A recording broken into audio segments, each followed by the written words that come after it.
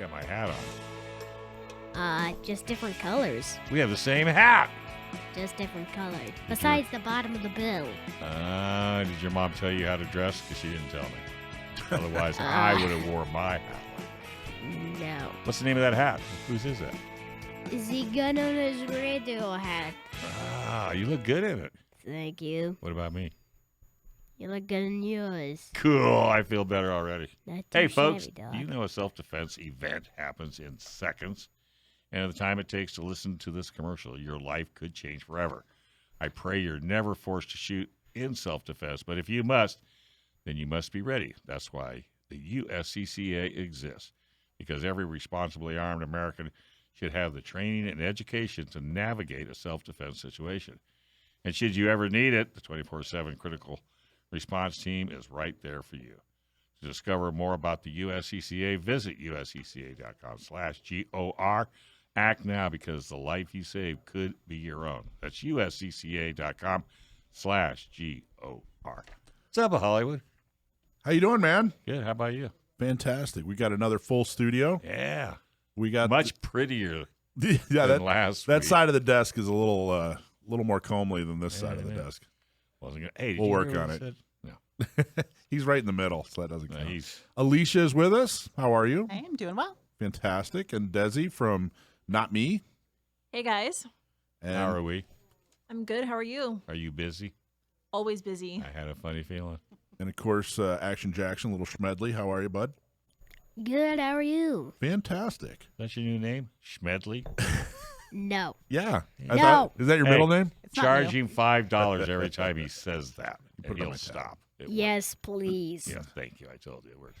So, So what kind of trouble you been into? we got all kinds of stuff coming up. Yeah. Gun Owners is going to have an online auction.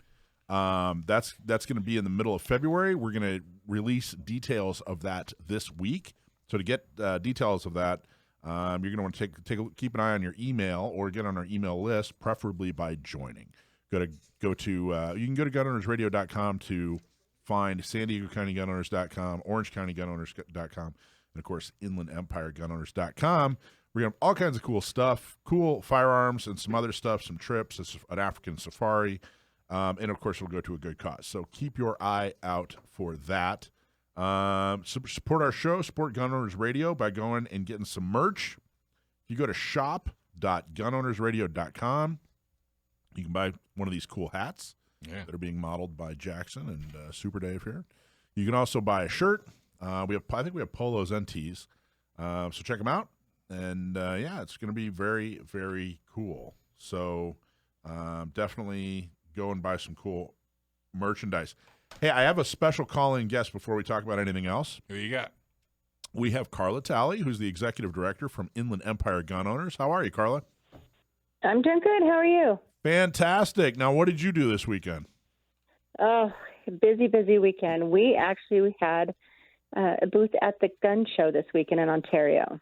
How about that? Ontario, Canada. What a beautiful, beautiful part of Ontario, the country. California. That makes more sense. Canada. So, of course, you're making everybody in Orange County jealous, everybody in San Diego jealous, because we don't have gun shows anymore. But the one in Ontario is, I think that's that one, and there's one in San Bernardino. They're just about the only ones in Southern California now, right? Correct. And Correct. How did you pull the that other off? organization that was running them actually went out of business at the end of 2022. So Crossroads of the West Gun Show is one of the last gun show vendors, I guess you can call them, that are actually putting on gun shows through Southern California. Well, it's at a private venue, Dave. It's at a convention center in Ontario. It's at a private venue. It's not at a government venue. Oh, So gotcha. that's why they're able to do that. Right. Now, you guys had a huge weekend. Tell everybody, how did you guys do? Because the purpose of being at the gun show is, of course, have a booth, tell everybody about Inland Empire Gun Owners, right? Yes, and hopefully we sign talked people all up. about the organization, and we got a lot of visitors in from Orange County, San Diego, and LA. And in fact, I talked to my members this morning, my volunteers that were out there, and since everything is done on your smartphone to sign up, and our organizations are all sister organizations and pretty much do the same thing, just a little difference in dates and stuff, we've decided that we're also, when we're out there talking about Inland Empire, and we run across somebody who is in San Diego County or Orange County and they are interested, we're going to still give them our spiel for our organization, and we're going to sign them up for San Diego and Orange County as well. Nice. And I think was Heather out there as well from Orange County Gun Owners? Yep. She was out Yes, there as Heather. well.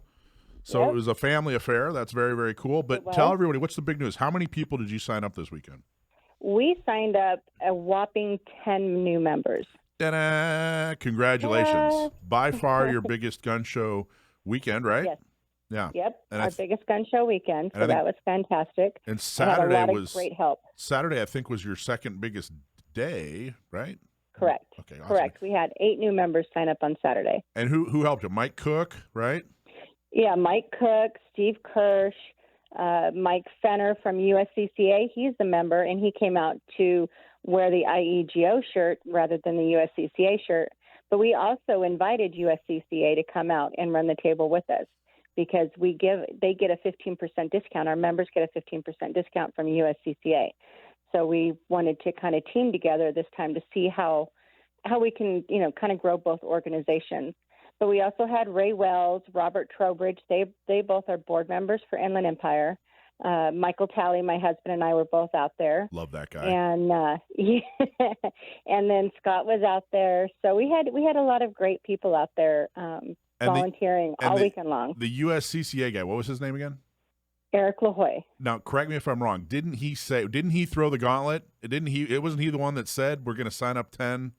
Yeah, when I called him and asked him if he wanted to come out, and because he was going to come out also and just wear the IEGO shirt, I said, you know what, come out as USCCA, wear your USCCA gear. Let's talk about IEGO and USCCA partnering together with the special discount. And he threw down a gauntlet of, he goes, my goal is to sign up 10 new members, and we got 10. Well, congratulations, Ta-da. Carla. Fantastic job. Thank you so much for your leadership. Thank you so much for supporting all the other organizations. Awesome, awesome job. Congratulations on getting 10. Oh, thank you. Okay, so wanted to speaking of volunteers, wanted to do a very special shout out to John Becker, who is taking a little break, enjoying some time in bed for a few days, and just wanted to. I know you're listening, so I just wanted to say hi and thank you for everything you do. And get well quickly and fully as soon as you possibly can. So just wanted to say hi and thank you. All right, so we got all kinds of stuff going on. We're going to talk to Raylene Proto from how do you say that? Is that Ditale Outdoor? I believe so. Okay. Ditale Outdoor. Ditale, probably. We're going to talk to Alicia about Alec Baldwin. I've heard of him. Beetlejuice. Did he finally take a class? Yeah, no. Of course not. Oh, there's all kinds of developments. Have you heard? Wait, you got to wait till you hear. Wait to hear what's going on. We're not going to talk about it yet. I'm not going anywhere. But Alec Baldwin's got, you'll see. Because you don't hardly talk about anybody. I don't talk about it. I'm the one that doesn't. Joe Drammissi's going to talk about a new class that he's got. Then, of course, Desi. How are you, Desi? I'm good, Mike. How are you? And what are you going to talk about later today? I think there might be this program called NOTME that we're going to be talking about today. I think you're absolutely right. Wonderful program. Thank you so much for all the good you do. And I guess we'll touch a little bit on the gun violence listening sessions. We'll probably talk about Gavin Newsom and some of the extremely intelligent things he's had to say about the Second Amendment. He just wants to get rid of it. So the firearms industry is learning that it's not enough to just make a gun pink to sell to women. And so the hunting industry has followed in suit. So next is Raylene Proto, founder of Ditale Outdoors, a company that makes hunting gear with unparalleled fit and function just for women. But first, you have any legal matters that involve firearms? Well, then you need to call our California firearms lawyer, John Dillon. If you have questions about red flag laws, gun registration, gun transportation, or maybe you just need to know that your guns are California compliant, well, give our good old John Dillon a call. Anytime you have a question, call him first. Trust me, 760-642-7150. Or you can go to his website at dillonlawgp.com. Our next guest is Raylene. She's the CEO and founder of Ditale Outdoors, which specializes in hunting gear for women. Raylene, are you there? I am. How are you, gentlemen? Fantastic, ladies and gentlemen. We have both. Ladies and gentlemen, Yeah. I'm so sorry. I apologize. That's okay. So talk to us about, first off, tell us about the name. I want to know about the name Ditale. What does that refer to and mean? Now that we figured out how to pronounce it, we want to know what it means. Yeah, so Ditale is actually my great-grandmother's last name. We are Italian immigrants. I'm only second generation here in the United States.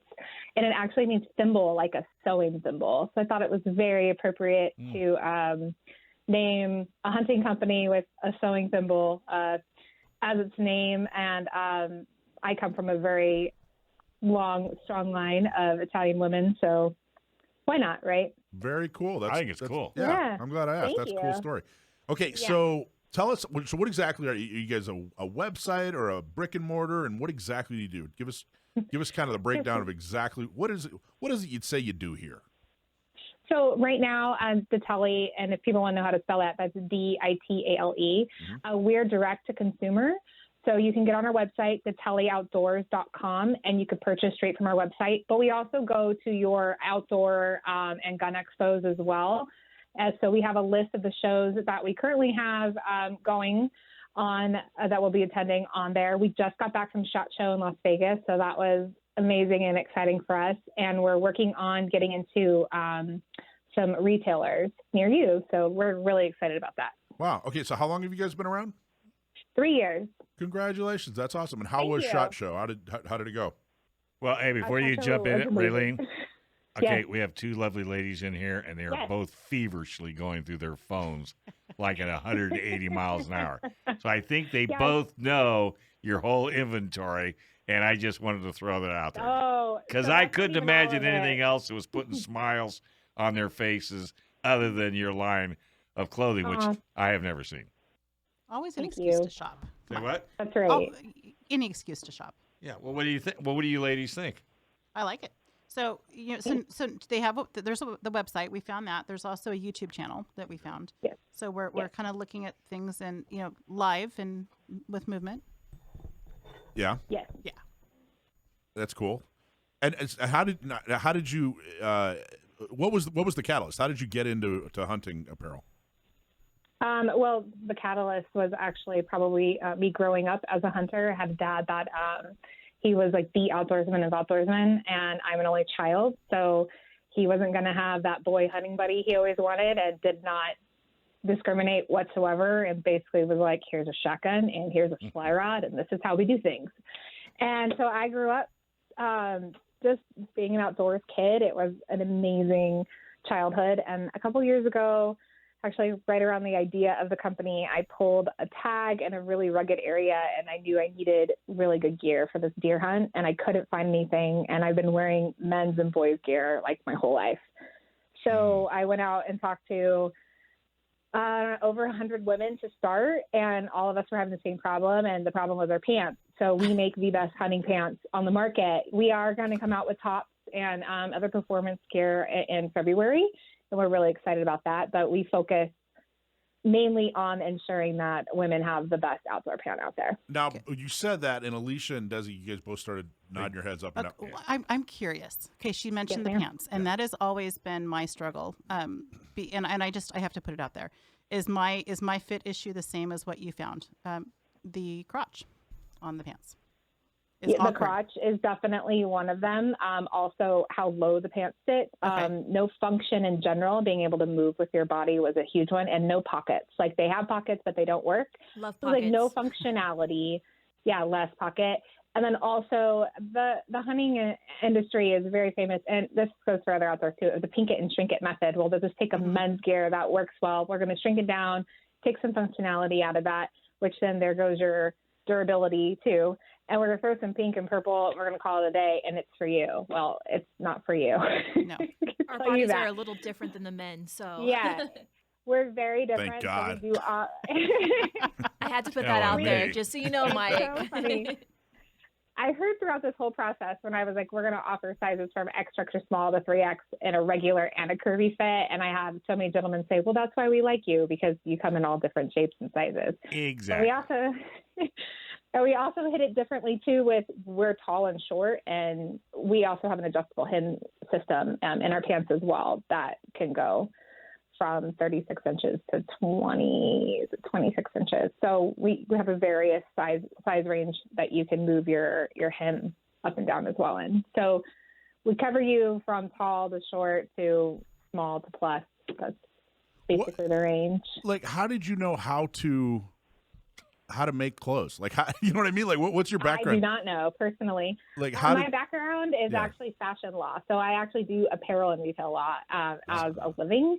So I already had kind of that little bit of the industry bug just from that, just being in retail for so long.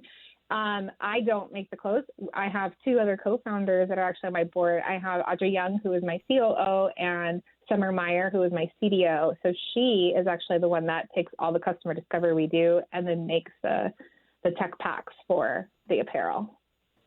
Awesome. Mm-hmm. Well, that's very, very cool. Well, see, ladies, you need questions, any comments, anything else? No? How can you get them? Can you do it all online? Can you order from A to online. Z? You can go online. You can jump on our Instagram, which is at Ditale Outdoor. We have a buy button on there as well. And if you are going to Western Hunters Expo in Utah, I will see you there. The show starts on Friday. And then we have American Outdoors Show that kind of parallels the show I'll be at. Audrey will be there in Pennsylvania for 10 days. And then after that, we're doing the open season circuit. That's going out there in the Midwest. Wow. And then we'll do some shows on the West Coast as well. You just have to check our website. There's a show round out at the bottom, and we add to it pretty much every week. As soon as we dial in a show, the schedule gets updated. Are you coming to San Diego anytime soon? That's where we're I at. Drive. I'm like, I can drive down to you. So what if they don't fit? What do I do? Not me, because you won't sell So, Dave, them. you're going to buy a pair of these pants? Well, no, I'm not saying me, but I mean, men wear them. I have pictures of men in them. They've bought them for themselves. They were Dave, too, right? Probably was. Dave's pretty curvy. Because, when you buy things online, I mean, maybe I don't buy enough stuff online. Do you guys buy stuff online that you wear? All the time. Fits perfect? Not always.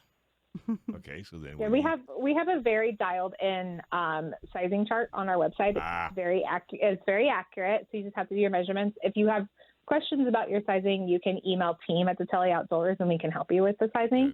Or you can go ahead and order, and if it doesn't work, you just send an email to our team, and then they will return your item and give you one in the size that you need. So, Raylene, I have a question for you. You mentioned both like a standard size and then curvy. So I imagine you have a variety of styles available. What is kind of the price range that you're going to find when we shop? The pants are at $179. Okay. And tell people what are the pants? Why do you need for people that don't hunt? Why do you need hunting pants? What do they do for you? Well, you can actually use them in the outdoors too. So we have them in camo, and we have them in a juniper green as well, which is kind of like that OD green. We've had a lot of ladies buy them just for their outdoor adventures for hiking, but they do sit in a mid-waist range, so you don't have any butt crack hanging out if you bend over. They do have a 4-way stretch, so they bend with your body. And we also have a 4-way stretch waistband with an adjustable waistband that you just move with sliding the button over. Deep pockets, deep cargo pockets with secure zipper pockets, reinforced knees that you could actually put a knee pad inside if you need that for any purpose. Our extreme hunters need those for sure. And some of our outdoor hikers or our backpackers, our girls are like, I sometimes need that depending on where I'm going and what I'm doing. Wow. So they're just a pant that moves with you very well. They're very durable. They're very strong. Stickers and burrs slide right off of them. So if you're a pheasant hunter or a duck hunter like myself and you're getting in those burrs, you just simply smack your leg and everything comes off. And what about water and warmth? Are they meant to? They're midweight. They're a midweight pant. They function really well with our base layer. We have a Bella base layer, and they are DWR, so they do have the water resistant in them and stain resistant as well, along with micro and chromium. Cool. So it keeps the smell away. That's awesome. That's very, very cool that you're doing this. Thank you. How's it been coming from the legal world? I mean, how's it been? It's good. Jumping into this, is it fun?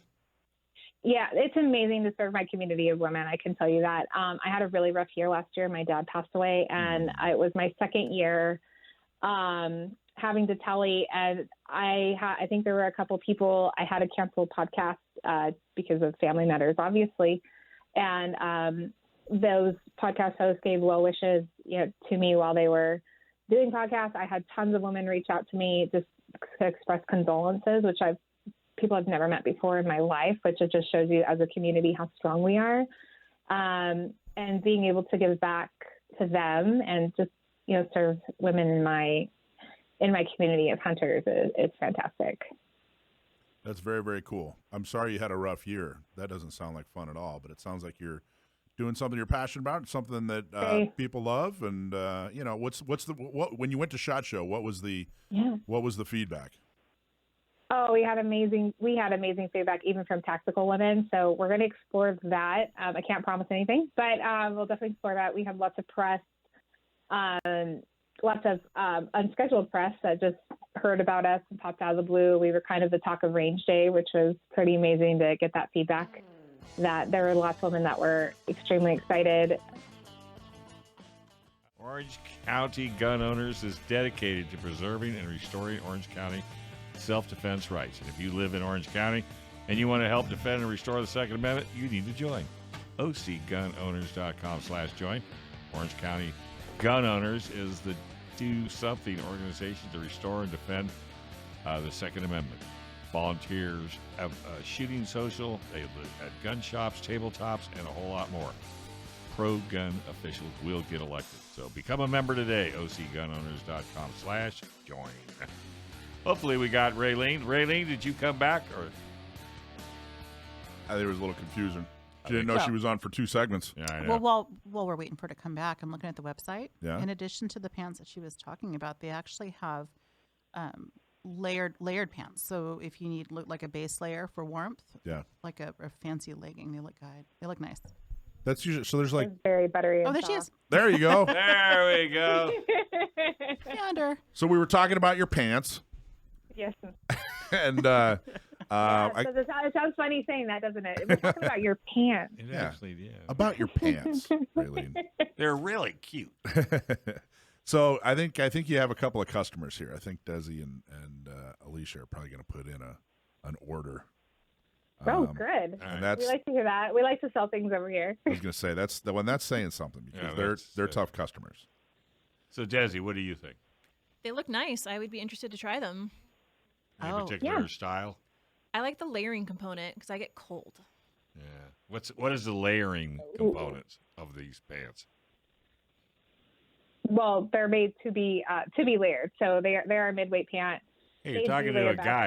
I have no idea. You layer mine. He's a little bit older too. So here's You what layer it my- means. You need when it's cold, we get colder faster than men do, so we need that extra little bit of layering. They're also brushed inside, so not the Bella base layer, but the Sophia Adventure pant is brushed inside to give you a little bit extra warmth. There you go. So you pair it with a base layer, and they're pretty toasty. I've worn them in freezing temperatures. Was it 12 degrees? I think my last duck hunt, I took them on and I duck hunted on the shore.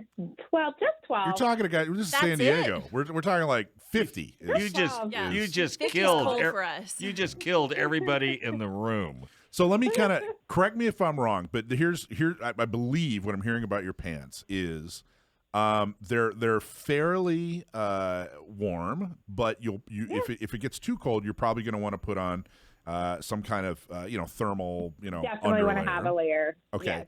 And they're fairly water resistant, but if it's really They're raining, pretty water resistant. you're I don't know. I had a wear tester that took them to New Mexico on an elk hunt last season, and she it snowed on her pretty good, and she said she was sitting down in the snow and she was worried she was going to get wet, and she said she was not wet. That she checked her pants and said it didn't soak through her base layers, and she was still warm, and she did pretty good. So I mean, they've gone to Canada to be wear tested. They're in Alaska right now. So Have they gone to San Diego? They've gone to San Diego. I have a few ladies out of the ranch at Julian down there that have purchased our pants, and they wear them. And it's because it was 50 degrees outside, right? And they were cold. Yeah, because you know how we are in California. We get chilly. But so then the It's not waterproof part, 70. you don't really need an outer shell Water unless resistant. you're But going water resistant. scuba diving. which I do. Can I wear them scuba diving as a layer underneath my wetsuit? I wouldn't recommend it, but if you want to, sure, let me know how that goes. I can test it for you and let you know how that goes. I have an important question for you, Raylene. Yes. Being that we're talking about your website, we are talking about the product. Do you happen to have a promo code before I complete checkout? I do. It's Ditale Winter 20. Vitale Winter 20. Alicia's literally completing a transaction as we're on the radio with you right now. So if you see one coming through right now, it's from her. That's awesome. It expires February 3rd. I'm going to throw that out there. How do I? Okay, spell that out for me because I'm missing something. Ditale. Gotcha. D is in Delta. Ditale. Ditale and then winter and then 20, right? Okay. Yes, it should be 20. All right. That's So, are we done shopping? Are you done shopping, Mike? I mean, I see it on your phone right now, No, too. Mike's I'm trying to not order a shopping. pair, too. I don't think I need these pants. You do. You just don't know it yet. So they're not just for hunting; they're for outdoors. They're for all kinds of stuff, Outdoors. which is awesome. Yes. But let's talk about if you're listening to this and you're a woman in San Diego or anywhere in the country, and you want to start hunting, you want to get into hunting. How do you do that? Well, there's several options you can go to. You can go to your local R3 program. They have women programs that are out there. You can also look into some local nonprofits. There's also the Ranch at Julian. Chris Cook, she does an amazing women's weekend warrior retreat. She just had one in January and I believe she had about 60 plus ladies up there. They go over everything from your firearms, from your bow to how to skin an animal in the field. You get to eat wild game while you're up there. It's fantastic. I went last year and helped. If you are in the Midwest, I would definitely check out wilderness.org. They are a nonprofit out of Kansas City, and they do everything from teaching you how to fish to teaching you how to duck hunt, you name it. They do deer camps, pheasant camps. They go all the way from beginner to advanced, and they also have a weekend 4-day women's retreat called Go Wild, and I actually personally I'm an archery instructor for them each year. So why would you recommend that? It sounds like there's a ton of ways, ton of avenues, not just for people to start hunting, but for women to get into hunting. If a woman's listening to this, what would you tell her about? She's wondering like, well, why would I get into hunting? What would you tell her? Why? What do you like about it? What do you love about it? What's she going to gain? I mean, if you're waiting for the apocalypse, you should just do it now and learn how to. No, it's camaraderie is one of our biggest things in our community. We support, women of all ages, all expertise levels.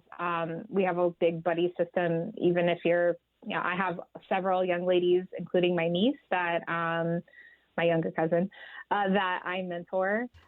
It's a wonderful way to get out there and just no freaking cell phone service. No one bothers you. It's peaceful. Then you also learn basically how to provide for yourself. And that just gives confidence beyond. I've seen it in young ladies that had barely any confidence from shooting a bow or a firearm and getting them out there in the field and witnessing their first harvest and just watching them blossom. And being able to provide and cook that meal and be like, wow, I did that. And my family eats it and you share it. It's a great community. The outdoors community in general is fantastic. The hunters, I'm going to be biased, are the best.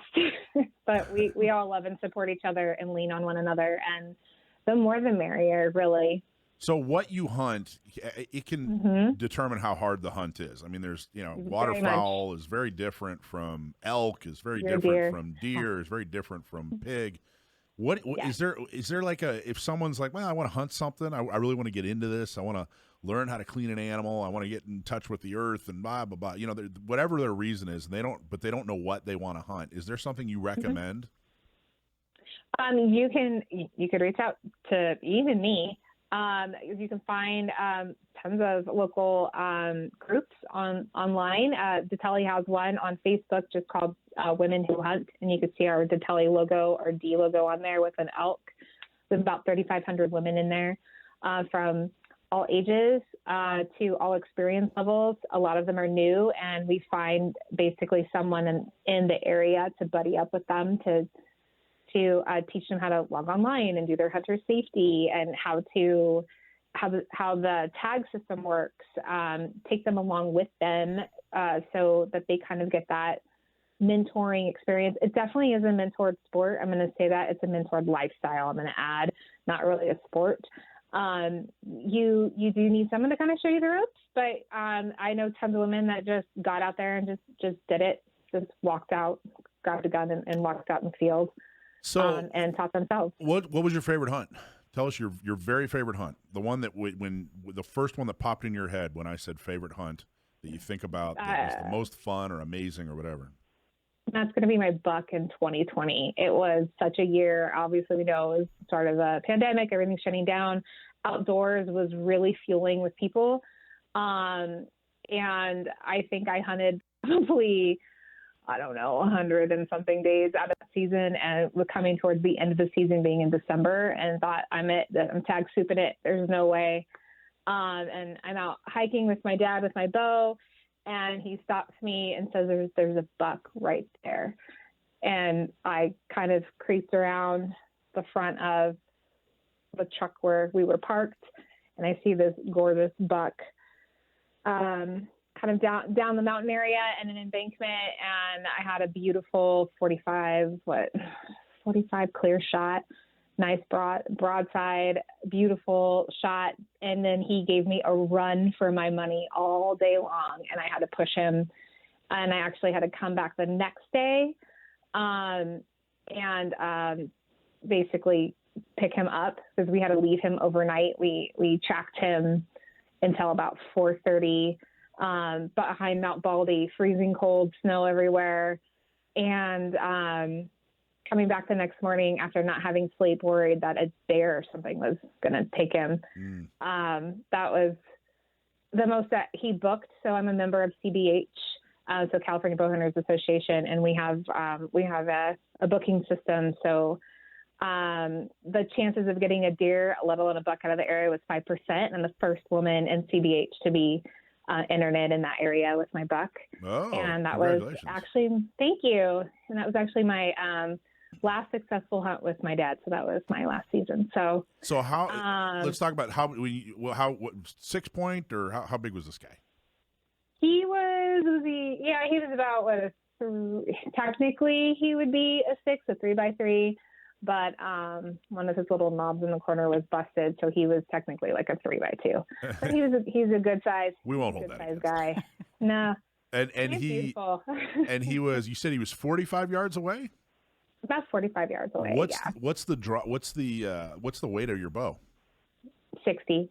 Wow, that's really impressive. Well, I've been shooting a bow since I was 9, and I'm 41. I don't think. I don't know. I hope I'm not being sexist here. But women don't usually 60 pounds on a bow is pretty big. That's a lot. That's a lot for a woman. I worked really hard to get up to that weight. So. And I can't imagine like hitting something at 45 yards with anything less than 60 would be, really difficult. So congratulations. Yeah. That's an awesome job. Thank you. Okay, so what's your website? It's Ditale, Ditale Outdoors.com. Alec Baldwin was finally charged with manslaughter for the horrific accident on the Rust set. More next with Alicia Curtin and Curtain Call. All right. But hey, did you know we have a world-class flight training school here in San Diego? That's right. Pilots can fly almost every day. We're close to the ocean as well as the desert and mountains. And SDFTI's instructors can help you learn to navigate around the international border and the military bases. That's why San Diego is one of the best places to learn how to fly in the world. Learn to fly in sunny San Diego, right at Montgomery Field. Give them a call, 858-569-1822, or learn to fly with SDFTI. But I'd call them at 858-569-1822. All right, our newest segment, Curtain Call with Alicia Curtin. What do you got for us? Very creative. Yeah. So, again, deviating a little bit from the original intent, but I think I kind of like the way that this is filling in every week. Me too. Just something firearms related, whether it's a defensive thing, whether it's just a use, a misuse, a red flag claim, whatever it may be. So this week we were talking about the whole Alec Baldwin, that's circling back in the news. Yeah. What happened there? I'm just kidding. So, those of us in the firearms world, we know that we are responsible for every round that comes out of our gun, right? Or at least we should. And if you don't, I'm here to inform you that you are. You don't. This is really bringing light, I think, in a lot of ways, and bringing it up to the forefront. The way that we need to be thinking about firearms, the way that we need to realize our responsibility to them when what we do and what we failed to do, and how that can come back and how it can be problematic, not only for loss of life and injury, but also legally in our freedom. So what's happening now is, and I think a lot of us saw this coming down the line after the shooting, is that he is now, of course, being charged with involuntary manslaughter along with the armor that was there on set. They're both being charged with involuntary manslaughter. So I don't know how you guys felt about that or if you saw that coming, but I was just waiting. I was waiting for it. Yeah. What? Who charged him? It's not federal? Is it local, or we don't know? Let me go back to the actual verbiage. Let's make sure. I know that armor is done. Oh, she's I in big trouble. Put armor in quotes because that Armor Right. trainee. I guess the story with her is she was very young. Mhm. This was her first big job. her claim was her dad. Yes, Her her dad dad was was one. very Her dad. famous, and so she, Is But, that an excuse though? No, it's not an excuse, but no, I think that But she's that's in big how trouble. people move up the so-called Mhm. ladder. Have to start somewhere. And much as I don't want to put a cost factor into it, there's been somewhat of a trend that Mr. Baldwin was not spending as much money on the whole production to begin with, where people were sleeping in their cars, couldn't afford hotels, and he probably went with an armor that, was cheap. just saying. It's not where you want to skimp. Well, no, you wouldn't think that, but, and as he says, Maybe have sandwiches rather than yeah, you meatloaf, think? rather than okay, she's but like we're going to fall right back into they got to stop talking about everything other than how did the live ammo get on set? What do you mean? How did they get live? No, what do you mean they have to stop talking about everything? Well, they quit worrying about all is he going to go to jail? Is he going to no, let's find out where that ammo Nuts and came bolts. from. Ignore everything except that. Yeah, Yeah, I agree. because let's face it, if you know anything about the movies, you just don't put live ammo on a set where there is a weapon of any kind. You just don't do it. And supposedly, they had 2 or 3 shoot-offs? I mean, the guys were target shooting because they were out in the Correct. desert. Bad idea. Correct. Yeah. Bad idea. There were mistakes made all around. So, if What you are some of the other mistakes? Well, like Dave was just stating, the intermingling. So it clearly stated that they found live rounds commingled in with the blanks. You don't do that. You don't mix ammo like that. So the fact that live ammo was, if the intent of these guns was strictly for the use for film, why do they need live ammo at all on the set? At all? Why? You don't bring live ammo into a classroom. Why are you bringing it onto a set where you have no need or use for it? It's a liability and a risk. These blanks, now there's actually an inherent risk with blanks too. They're not completely Blank. What's that? They're not completely blank. They potentially could not be. So there is a risk with them, but that's a known risk, and you take precautions for that. The fact that there was live ammo, I have not seen an explanation for that. That right there, I think, is going to be a point that is going to be a big point in the trial. The fact that it was stated that it was loaded, and I've seen some different articles going back and forth as to who loaded it. Was it the producer? armor? Was it the armor? I've seen article. Yeah, I've It seen wouldn't be statements Alec. going both ways. He wouldn't have loaded it. I doubt very sure. No, I doubt. But it what as well. about, let's do the conspiracy theory thing. All right, let's do Well, it. Well, Got my hat on. I got my foil hat. somebody planted a live round, one to who knows how many, on a set that you're not supposed to have that. So what was for what? Why? Well, What's the purpose? To end Alec Baldwin's career? Probably Well, that's, something to but that why would effect. they? Who would want to do that? Why would I know he's Were your they- best friend, and you guys golf every third Thursday. But well, we both have very similar but, hair. but I know, both and you good-looking have in just the as same many way, girlfriends. you know. And it's a tough life. Yeah. But somebody had to do it.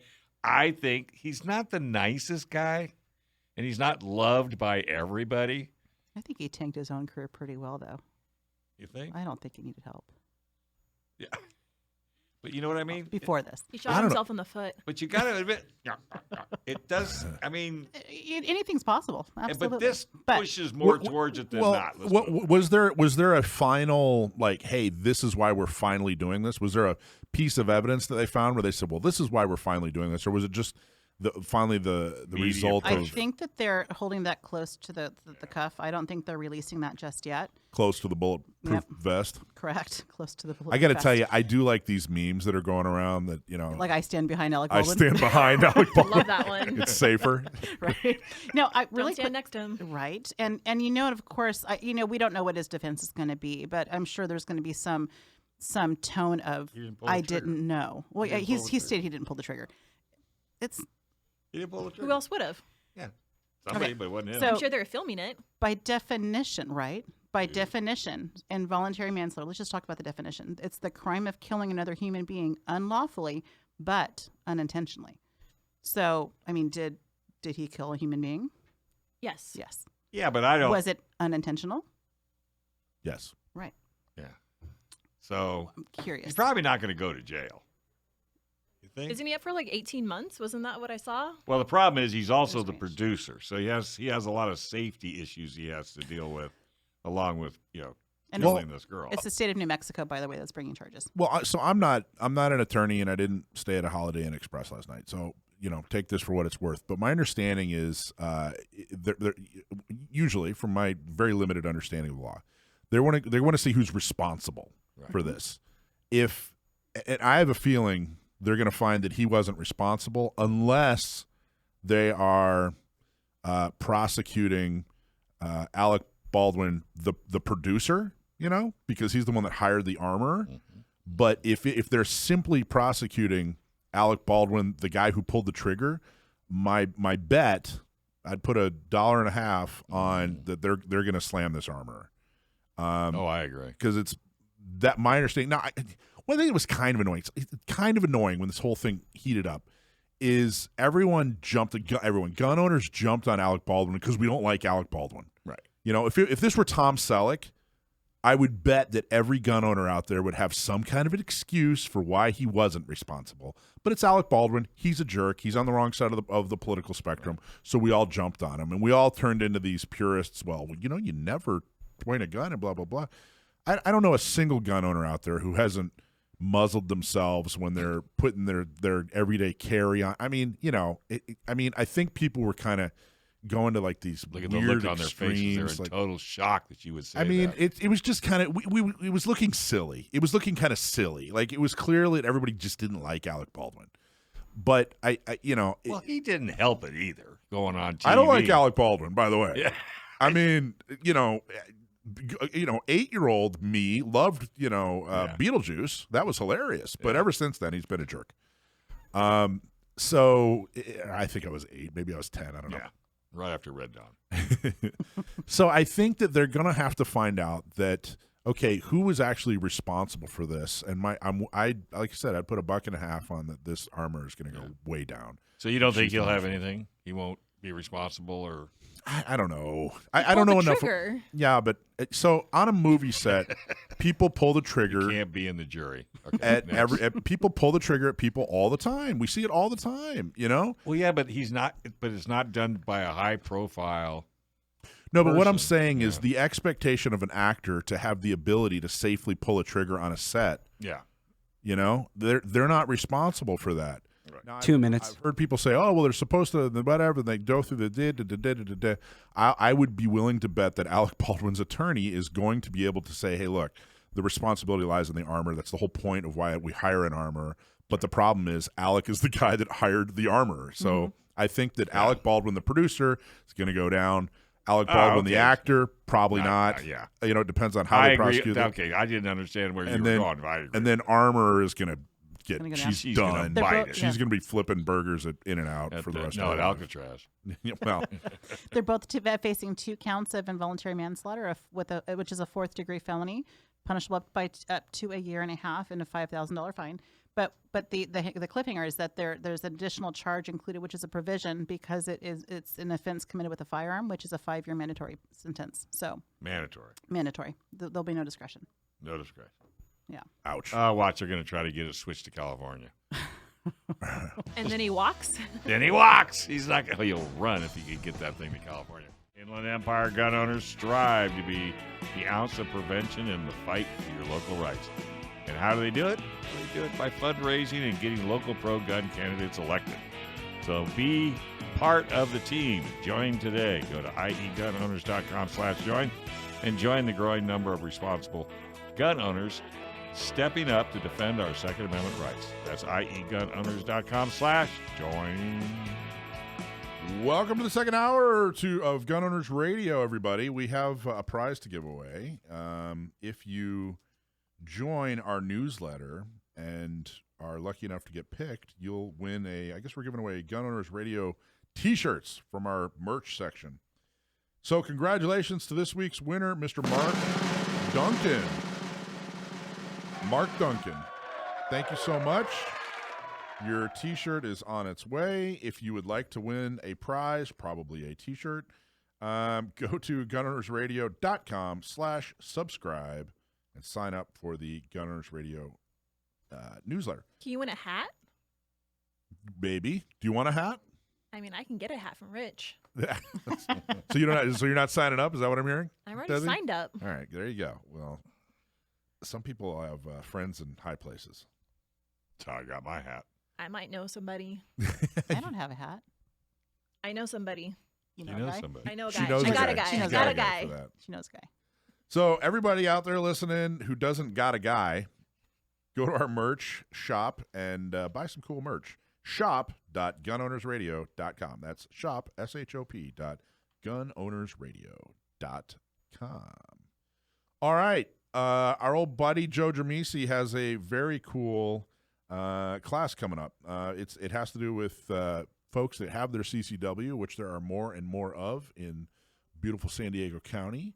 So he wanted to make sure that they're taken care of and get the skills that they need to be successful. So he came up with a whole new curriculum. So we thought we'd have him on to talk about it. Sure. Joe, what's up, man? Hey, bud. Hey, I'm back. Good to be back here. See you guys for a little bit. Hey, I Joe. think usually I Hi, don't Joe. get a chance to hear the. Hey, Alicia. I usually don't get a chance to hear the commercials. I learned about the My Pillow guy makes towels. I didn't know that. We're a wealth of information, a cornucopia of Yes. information. Plethora. Never Yeah, know I'll it. tell you, everybody comes away with something from this show. It's pretty That's cool. right. So more and more people are getting their CCW in San Diego, in part thanks to some of the instruction that you give on how to get your CCW, and of course some of the instruction that we have on the website. What are we up to now, Joe? 9414, I think, and was it Sheriff Martinez said there's about 5,000 applications in the queue. Yeah. So things are going well. We should break 10,000 the end of next month, I would think. Joe's been he's got a spreadsheet. He's been tracking them since about what was it when it started? What was it, like 2000? You started tracking it every month or so? Yeah, I started at somewhere around 1,100, 1,200, something like that. Let's see a line graph. Can we He's see a got pie it. chart? Yeah, no, I do. Actually, I do graph it as part of my CCW seminar presentation. I just kind of show people, and you can see it's really picked up the last few months. Mm-hmm. So it's really kind of impressive. So the sheriffs are doing a great job, and apparently there's lots of interest. I wonder why. Yeah, no kidding. Yeah. So tell us about your class. What's going on with the new? We're here. We're talking about. What are we talking about? Which class are we talking about? Sounds like 2 classes So- today.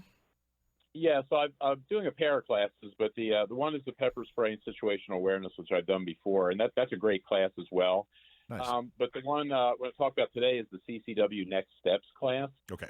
And what that is, the intent with that is to help people learn all the million other things you have to learn besides the gun to carry safely and, hopefully effectively if you ever get into that kind of situation. And, it occurred to me, because teaching, Bill and I train, probably we do about, I don't know, we guess 50, 55 students a month, renewals and initial permits. And, and I look at a lot of those students and I know they're not going to set foot in the classroom again, until 2 more years when they have to set foot back in our classroom.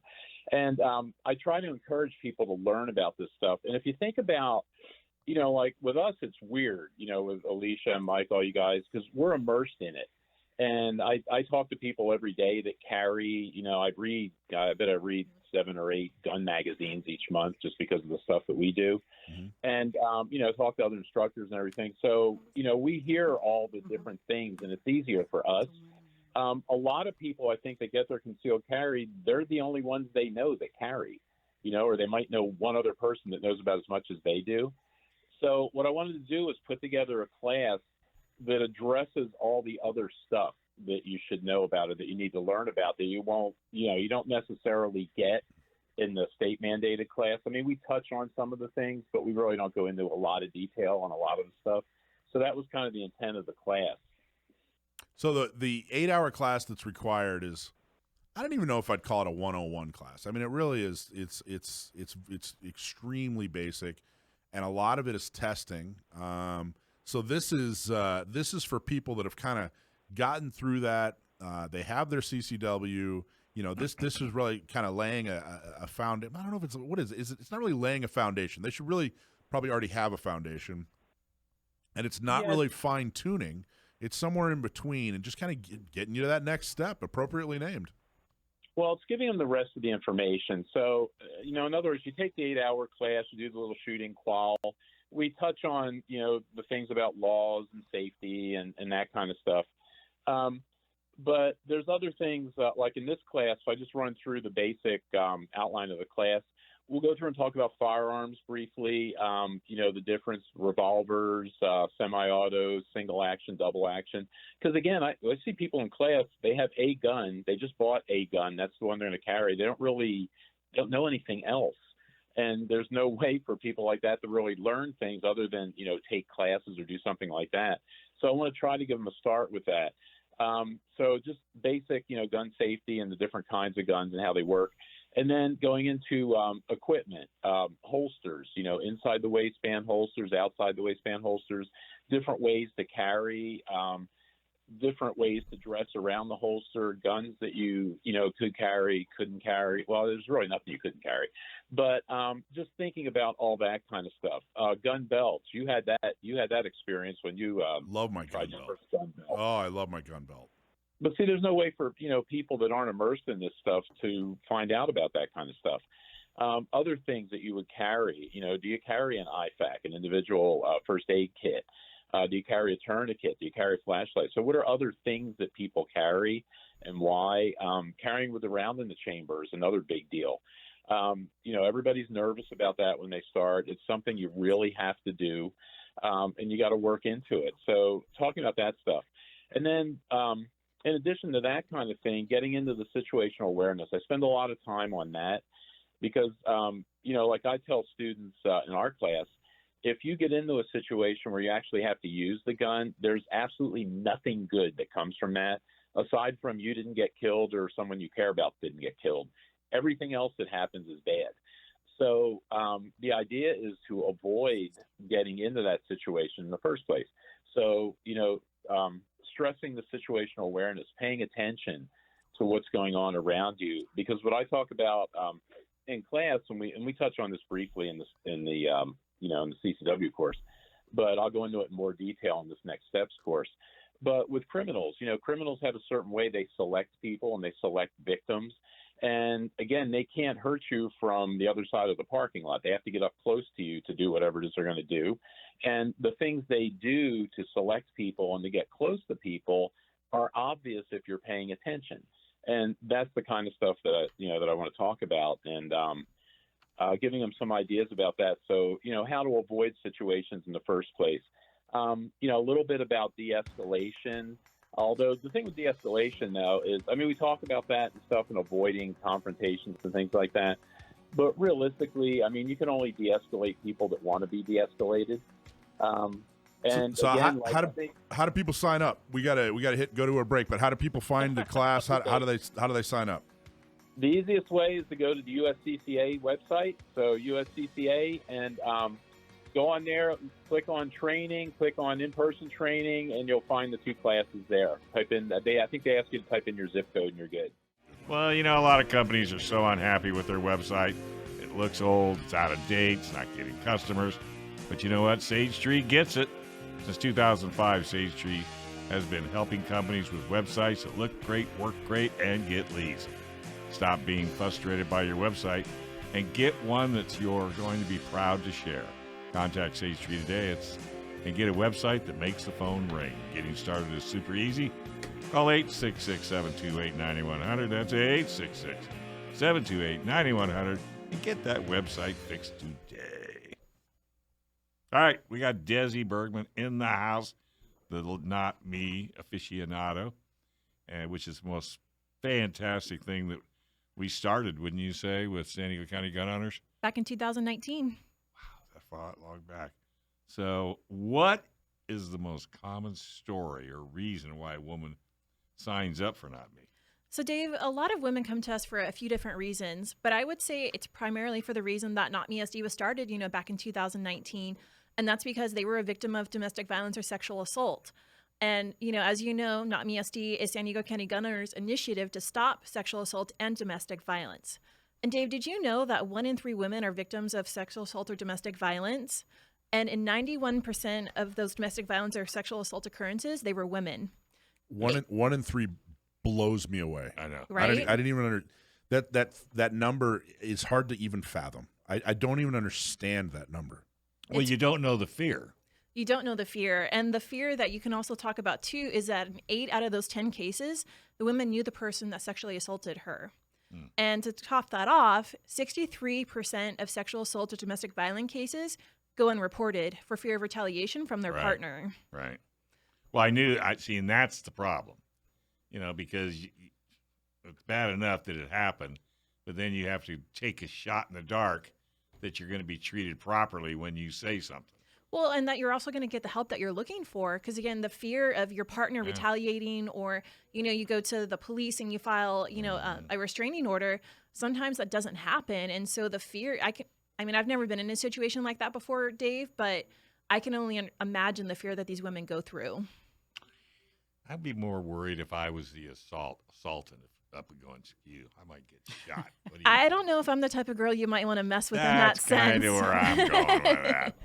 And that's exactly what we want, by the way. Yeah, that's exactly what we want. That's That's the goal. exactly what we're going for. Yeah. Yeah. Yeah. No, without a shadow of a doubt. So when you say it's like a program, kind of give us an A to Z. Yeah, so if we talk about the Not Me SD program, it's very easy for you to get help from us, right? So if any woman is wanting to get help from Not Me SD, it's simple just to go to notmesd.org and you're going to fill out an application. That application has a few questions on there that we're just trying to understand what you're looking for. And once you fill out the application, it comes to me and I assign an ambassador to you or to them, and they're there to help you every step of the way. So the way the ambassador's role works is if you're looking for a firearm, we're going to help guide you on how to pick out a firearm for the first time. Or if you're looking for training, we want you to get set up with an instructor like Alicia. But a great way to start is always to start with our shooting socials, because at these shooting socials, it's a very cost-effective way to kind of get started. You get paired with a mentor, and they're there to kind of guide you through some basics. Shooting socials are never a substitute for an actual training. From the shooting socials, we want women to go on and get more training, of course, but it's a great starting point. And the other big thing that I really love working with, too, is helping women get their CCW. So every 6 weeks, like clockwork, I do a seminar that I actually walk the ladies through the process on how to get their CCW. And for those of you listening, I have another one coming up next week on the 7th that if you're interested, definitely let us know, and we're happy to get you that information. What's it going to cost? These seminars are free, and the great thing about the program, Dave, is Not Me SD is free for anybody that's looking for help. So we don't charge you $1. We want you to get the answers. That's what we're here for. So the CCW seminar is virtual. It's online. Correct. And how do they get that? How do they get the password? You can either fill out the application and you automatically get signed up for all of the emails and the newsletters that I send out. So the newsletters go out once a week, and I have women-specific resources on these newsletters, very heavily promoting the CCW seminar right now. So if you're looking to take that, definitely sign up, or you can email me directly. It's just Desiree@notmesd.org. Okay. That's awesome. Sounds like a program for a guy. What do you mean? What do you mean sounds like a program Half for a these guy? guys don't know how to get a CCW. Have you talked to them? Yeah, well, and that part, of course, applies to everybody. Yeah, I agree. Definitely. How do you become a volunteer? So volunteers reach out to me directly, and I love having my volunteers. So the ambassador's role, again, within the Not Me SD program is to really be that resource and hold her hand through the journey.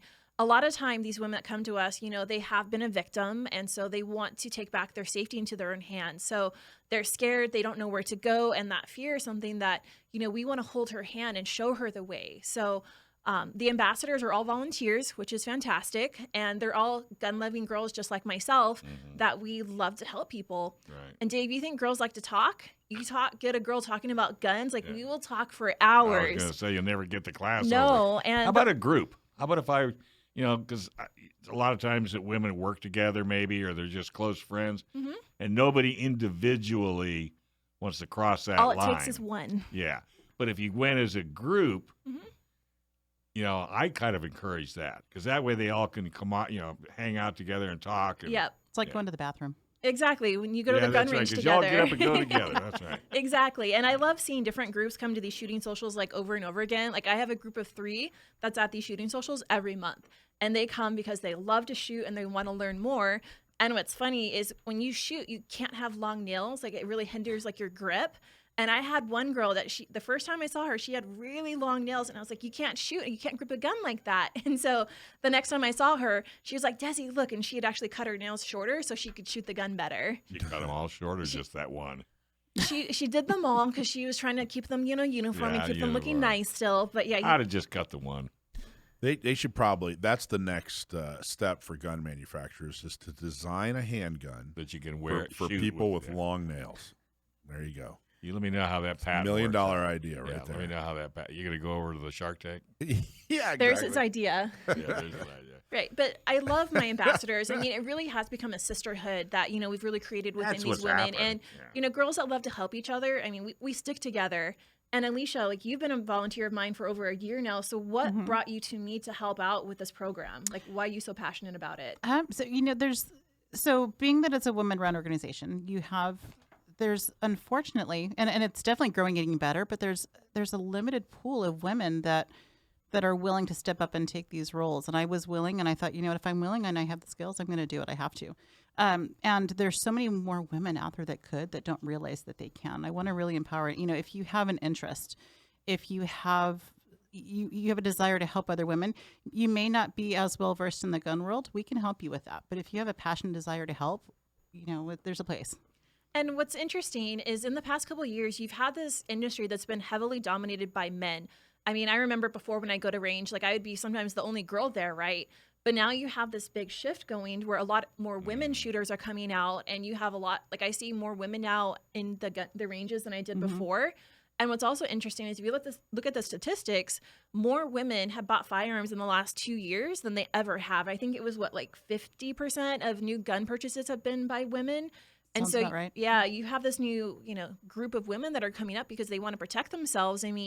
I remember back in 2020 when COVID hit, I saw a huge increase in applications for Not Me. It was just overnight when the world changed, women knew that they had to step up and take their safety into their own hands because they didn't know what the world was going to happen. And so right now I still see that trend where women are they want to be their own protector. And when you can teach someone how to shoot and you can teach them about firearm safety and you can help them get their CCW, that's an empowerment and a feeling that you can never take away.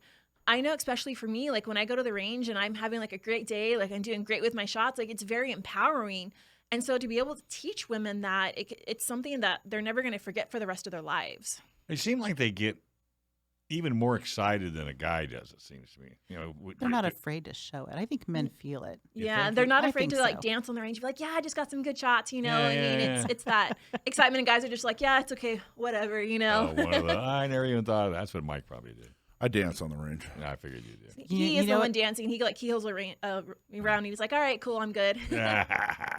You step back and you watch people on the line shooting. What's kind of comical is a lot of people do a little dance in between shots. They don't realize that they adjust their grip, they'll adjust their feet, they'll do a little shake and a little dance, and they go back and do round, the next round. It's kind of comical to watch. I love watching new shooters on the range too because their stance, for anybody that knows how to properly stand, it's always so comical to watch new shooters because there's always what I like to call kind of the squat and the butt out and sticking your arms out stance. And anytime I see it, I laugh because it's funny, and it's always with the new shooters. What do you call it? It's the Yosemite Sam. Is that the Remember? Yosemite Sam Yeah, stand? the Yosemite Sam. Yeah, Remember tell that us. guy? I thought it was off of Beverly Hills Cops. What? You know, when they're at the range. You know, Oh, the yeah, guy- yeah, yeah. Would you? They always push their hands way out and kind of squat I back. prefer that though over the alternative. What would be that? Oh, Well, you know, a lot of new shooters, until it's pointed out to them, I call it the butt suck. They throw their hips forward and their upper body back. yeah, because they don't. Yeah. But they don't know how to stand. It's right, like right. And then you point it out to them. You kind of give them, you know, you kind of Gives them tips. They send it the other way. like So- golf. You know, I mean, when you go to hit a golf Stance is ball, I important. mean, you know, you got to be shown properly how to. Mhm. And it's the same thing with firearms. If you're not shown properly how to hold the gun, how Right. to stand, like everything just goes off. Right. Not going to hit anything. No, you're not going to hit anything. Good. You know, I've been involved with this program, Dave, since 2019, right? That was really when I kind of took in and started taking over. So it's been about 3 years since I've been involved with this program. And it's very important for me because I've always had a passion for helping people, right? Like, but I never knew where I could kind of fit in to, you know, offer that help. And when I discovered what NOTME SD was, and I started, you know, really diving into the program and seeing the effect that I'd been able to make with these women and also with the program, I really feel like I kind of found my place, that this Right. is where I'm supposed to be and this is where I'm supposed to help women. Because, you know, like being able to teach a woman to take her safety into her own hands and that empowerment. I mean, think about someone that's been a victim of domestic violence or sexual assault. You have to think about all these things that are going through their mind and the unfeeling of not being safe that goes through their head. And if you can even help mitigate that just a little bit, Yeah. whenever they go out into public or, you know, they walk down the street, they're not going to feel as scared. Right. You know, when we get back in our next segment, let's talk about some of the stories. Let's Yep. tell some of the stories. You know, without getting too specific or course. names or whatever, but there's some really cool stories that have come out of your work in this program. I Cool. agree. I look forward to it. Hey, is there a better tool that empowers a woman to defend against an attacker that's 100 pounds bigger? That's why it's so important for women to learn how to defend themselves with the most effective self-defense tool ever invented. For women led by women, that Not Me program is designed to help with training, purchasing a gun, and getting a concealed carry permit. And guess what? It's totally free. Sign up today. Go to notmesd.org. The program is also available in Orange County and Inland Empire. So get help today at notmesd.org. And we have Desi with us today. Could you do this like as a gift certificate to somebody? I mean, the Just- program's completely free, so I don't Oh, yeah. know what well, you'd you be know, like an paying for. invitation. So a lot of times what I've seen people do is if they want someone to go to a shooting social for the first time, they'll go in and purchase the ticket and give that to them as a gift. Okay, there you Yeah. go. Yeah. And that's a great way to kind of start. They can offer to buy the woman's first gun. Can someone Hey. buy me a gun? Wouldn't be my first, but I mean, I'm open. I thought you were asking for diamonds. Diamonds are a girl's best friend, right? Yeah. I could see that. So tell us about some of the stories. Or So- first off, how many people have you signed up? How many on your team? Yeah, so that's a great question. So since 2019, when Not Me SD was formed, we've had over 750 women apply to the program. Out of the 750 right now, we're at about 700 graduates. So that means that we've helped 700 women get a Wow. firearm for the first time. We've helped them get training. And I would say 8 out of 10 of those women that have gone through the program have gotten their CCW. And what I love is when we help these women come through the program, I've had a good handful come back and become ambassadors because they really love the experience that they had in the program and we helped them so much that now they want to give back. And what's great is they're confident enough that they have the knowledge, that they want to help someone else, which is fantastic. And this program, we've helped so many women, but there are always those specific ones that kind of stand out to me that really kind of hit home. And there was a more recent one that actually happened to where I had one of my ladies come to the range and she was at a shooting social and she kind of pulled me aside after. She's like, hey, Desi, this is great. I learned a lot today. My ex-husband's actually getting out of prison, in the summertime. And I really need to get my CCW because I'm afraid that he's going to come back and hurt me. She had been domestically abused, unfortunately. And so she was really scared. And the reason why she was starting to learn how to shoot was because she wanted to become her own protector. And so we started talking about her CCW and getting her started with the application process. And so, I really kind of took her aside and we were really talking about the application. And then I hopped on a couple of Zoom calls with her to help her with the application itself as well. And she applied for her CCW.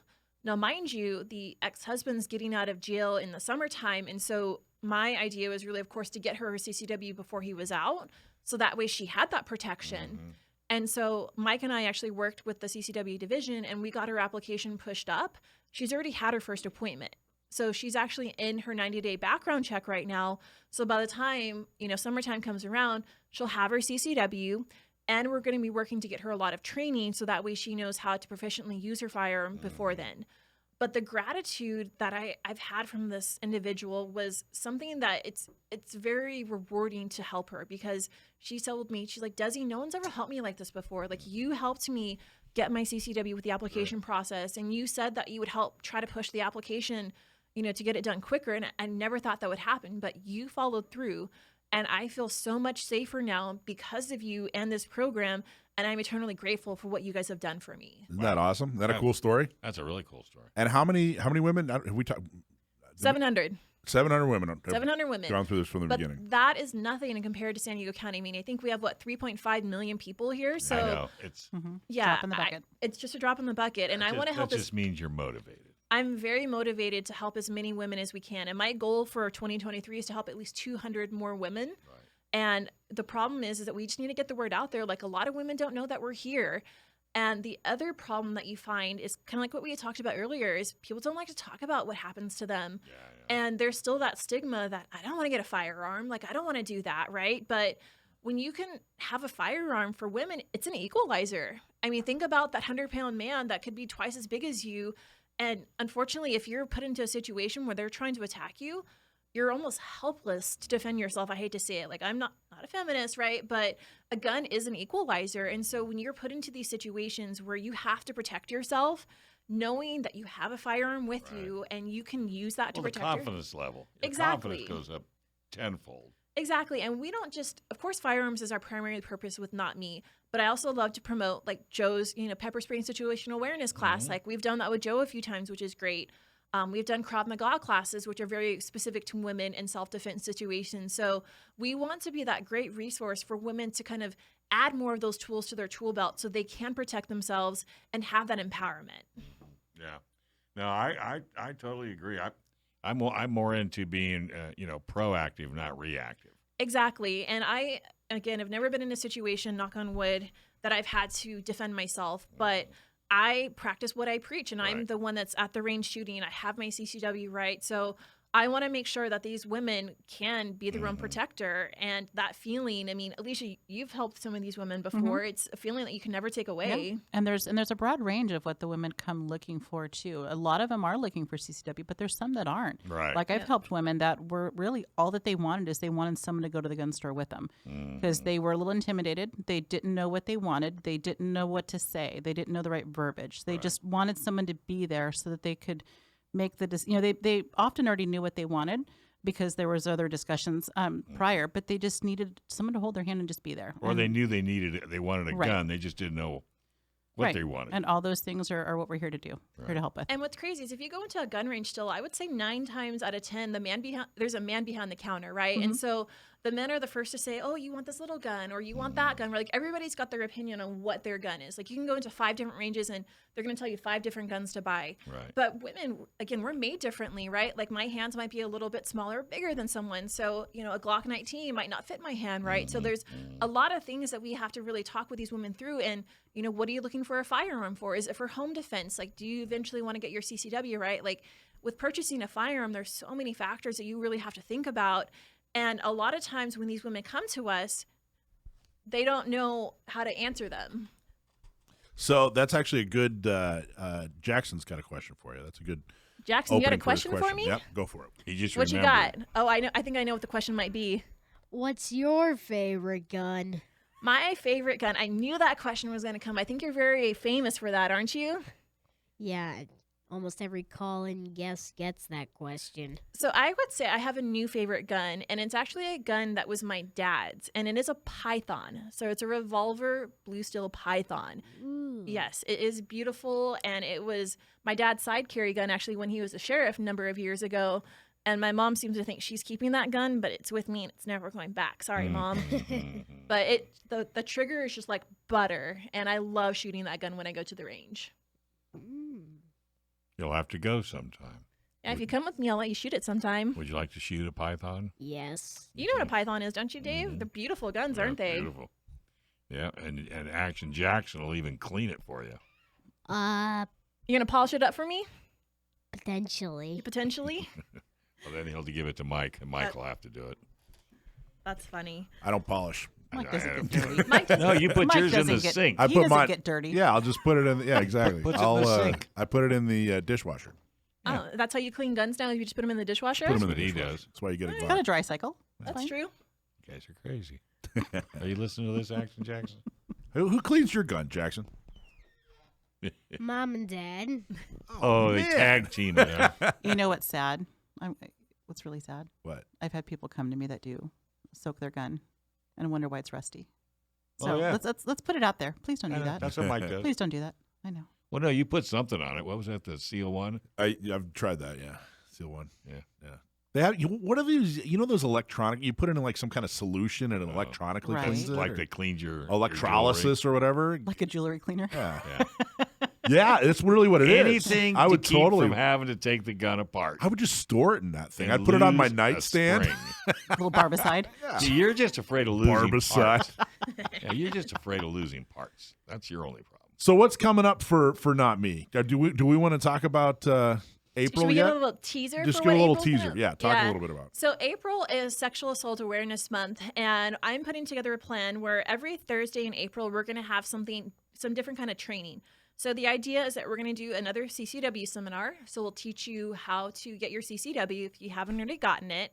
We're also going to do a pepper spray and situational awareness class with our good friend Alicia. I'll be running that one. Yep. All right. And then we have a really cool class that's called image-based decision making that is going to be pretty awesome. And they're going to kind of tie together with these two classes. And then the idea at the end of the month is to do a nice happy hour that's with a special guest, which we're not going to talk about yet because Mike haven't secured here. But we really Her. want A little hint. her, hopefully her. Yeah. But the idea is every Thursday in April to have a specific event going on for Not Me. Cool. So it's going to be a great month. I mean, we always have different events and things like that going around town, but April's going to be a really big focus for us too. And this is so what she's described as the program, which the program is all the activities, Yep. you know, helping women, the shooting socials, the CCW seminars. Those are the activities of it.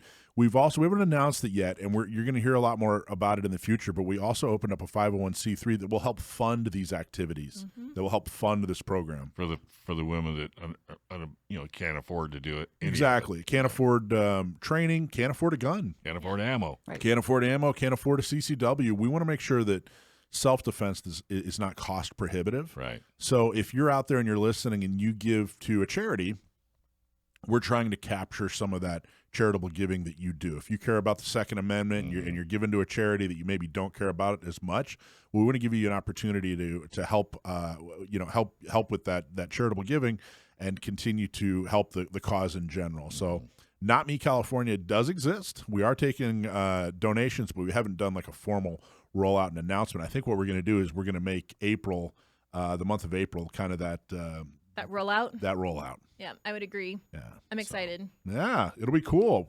You What gotta, el- you gotta call Tommy. Get her on KUSI. That's gonna. I think she's That's gonna in be the there. works. Yep, that's the goal.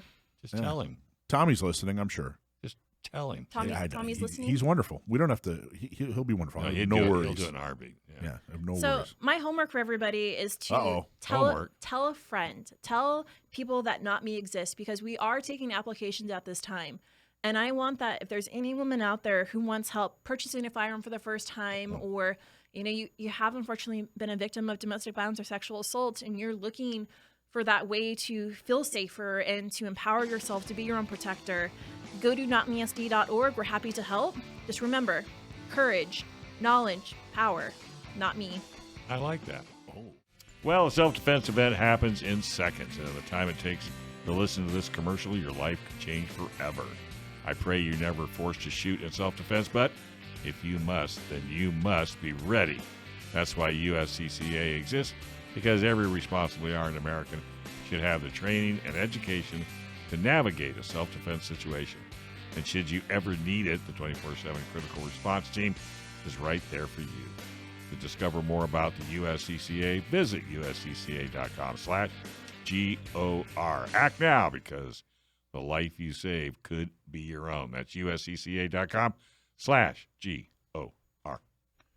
All right, it's time for everybody's favorite segment, Stump. My nephew, we found out years ago now that my nephew, Sam the Gunman, is particularly good at gun trivia. So if you write in and send us a question, we use it on the air. We'll give you a hat or a shirt. If you stump my nephew, you're going to get a very special prize. Probably be tickets to a gun prom. There are 3 gun proms coming up this year. I'm excited. I know, right? I think it's going to be. That's 3 tuxedos for I was just going to say, you know what that means? Is I had to go buy 3 different dresses. That's what I was thinking too. I'm sure it broke just both just your buy hearts. the same dress in red, white, and blue. Yeah, that's right. There you go. That's what I'm going to do. Oh. So there's one in May in Orange County. There's one in September in San Diego. And Carla, I can't remember when Inland San Empires Diego is. as well. Or it's in September as well. They're both in September? 2 weeks apart. I don't think. Is it really? Yeah. Gosh, who was in charge of that decision? All right. You let okay. that happen. Fantastic. Oh, it's going to be a busy September, folks. All right. Hey, Sam, are you there? Yeah. How are you guys? Good, man. Desi from NOTME is she's going to ask a question. I hope that's okay. Yeah, I was actually watching the show earlier on YouTube. Oh, good. So you're familiar with Desi? Hi, Sam. Hi. How are you? I'm good. How are you? Can't complain. Are you ready for this question? Fire away. Sure. Let's have it. All right. So this question comes to us from John in Mission Viejo. And his question to you is, what is a 22 caliber Earsplitten Loudenboomer? Who was that? John from Mission Viejo? Yes. Correct. It's a real place. Yeah. Real place. Okay. What do you know? Thanks for writing in, John. 22 Earsplitten Loudenboomer is a piece of somewhat obscure gun humor that's been circulating around the internet, I'm guessing since the 90s or the early 2000s. It's a picture of what I think is either a 338 Lapua or a 50 BMG case, necked all the way down to 22 caliber. I think it was a real thing experimentally at one point, just like as a joke, let's do some crazy hand loading experiments and neck this case all the way down. Haha, funny. I don't know if someone has ever made a gun chambered for such a strange wildcat, because you'd run into problems of the bullet actually disintegrating. But that's what it is. Go to Google Images and you'll see what I'm talking about. That's pretty much it. Did you ever see that episode of The Simpsons? It kind of reminds me of one of my favorite Simpsons scenes. Back in the 90s, Homer wanted to go get a gun, and the guy's like, all right, well, we'll sell you a gun, but then we have all these accessories too. And he's like laying all these accessories out, and he goes, you need a silencer, you're going to need a loudener. That was hilarious. It's like, I want a loudener for my gun. By the way, they just signed him for a couple more seasons, so you should be. The Simpsons? Yeah. I stopped watching them years ago. I'll circle back. All right. Here's the answer that they wrote. You basically got it. It's a real round created by some very respected names in the firearms world in the 1960s, including P.O. Ackley and Bob Hutton, editors of Guns and Ammo, which is a fantastic magazine. The Earsplitten Loudenboomer was meant to reach 5,000 feet per second, and the cartridge utilized a .378 Weatherby Magnum with a 50-grain .224 projectile. Ultimately, the round reached 4,600 feet per second, which turns out to be, if you had to guess, in terms of Mach, if you had to guess, Sam, what Mach 4,600 feet per second is, what would you say? 4 and change, about 4 point, I don't know, maybe 4.5 roughly, because Mach 1 is like about 1,050 feet per second. Which turns out to be beyond Mach 4, exactly Correct! right. But it never reached the 5,000 feet per second requirement. That's incredibly fast. It's incredibly on the quick fast. side. A little bit. Mach 4 is really fast. Right. Absolutely. All right, awesome job, man. Why do you know that? I always ask that question. But I never get a good answer. Yeah, but either. pronounce it the Okay, way. well, I have a slightly less bad answer for you. I have a friend who he's not a gun owner, but he's sort of interested in the whole topic. And he's an avid listener of the show, actually. And that's one of his favorite sort of jokes, because whenever he sends it to one of us friends of his who knows about gun stuff, we always groan and have some kind of complaint about it. Sam, now you, or Michael first, he pronounced it ear-splitting, like you're from the South. Your terminology sounds like it was more German. The way I have always seen it spelled online is the ear weirdest gets question. splitting. Mike is redneck. So I don't Ear know. splitting. That's You think it's German?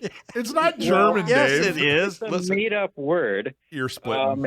And it's also a gun meme that has existed since before memes. You said the 1960s, so Yeah. who knows at this point? It just still sounds German to me. Ear splitting Loudenboomer. Yeah. I think you're supposed to say it like that.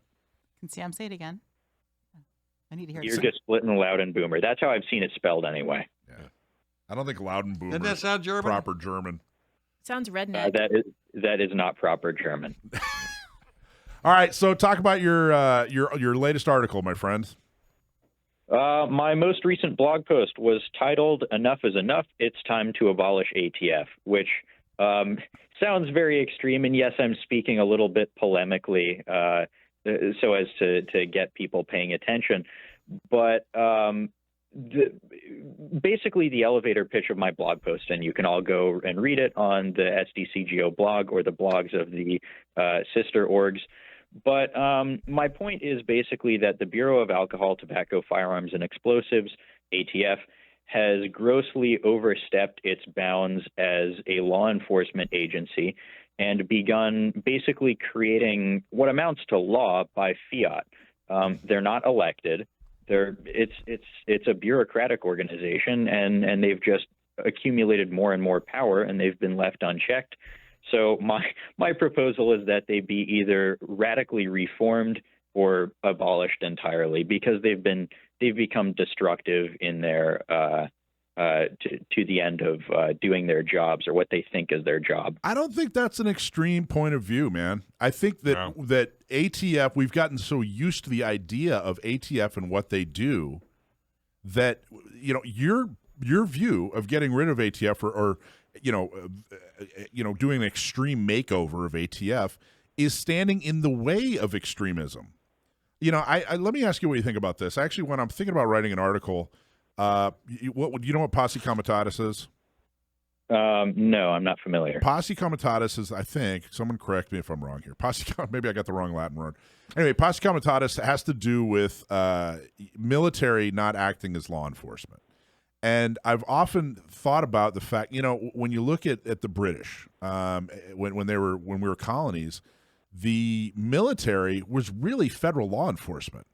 And the United States having posse comitatus, separating law enforcement from military, is one of our greatest accomplishments, and we don't talk about it nearly enough. And if you look at some of these banana republics and some of these oppressive nations, what's the first thing? What allows a dictator to be a dictator and have power? It's the lack of posse comitatus.